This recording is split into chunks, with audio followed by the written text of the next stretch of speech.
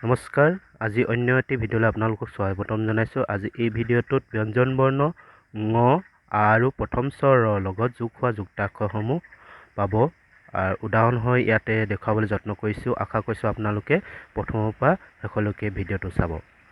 এতিয়া আমি ভিডিঅ'টো আৰম্ভ কৰোঁ। ঙ ৰ লগত যোগ হোৱা। ঙ যোগ ক সমান এইটো হৈছে যুক্তাক্ষৰটো।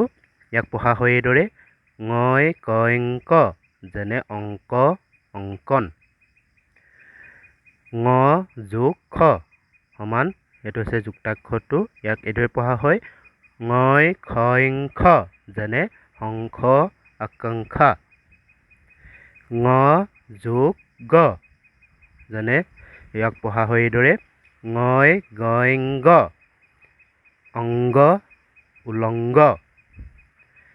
ঙ যোগ খ সমান এইটো হৈছে যুক্তাক্ষৰটো। ইয়াক পঢ়া হয় এইদৰে ঙই ঘইং ঘ, যেনে উলংঘা লংঘন।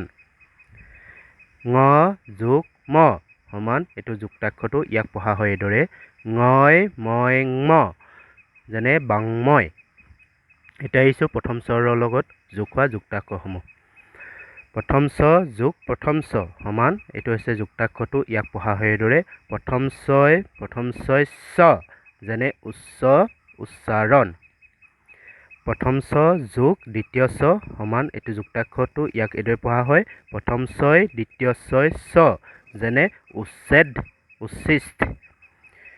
প্ৰথম চ যোগ দ্বিতীয় চ যোগ ৰ সমান এইটো যুক্তাক্ষৰটো। ইয়াক পঢ়া হয় এইদৰে প্ৰথম ছয় দ্বিতীয় ছয় চ, তাত ৰ কাৰে শ্ৰ, যেনে উচ্চিত।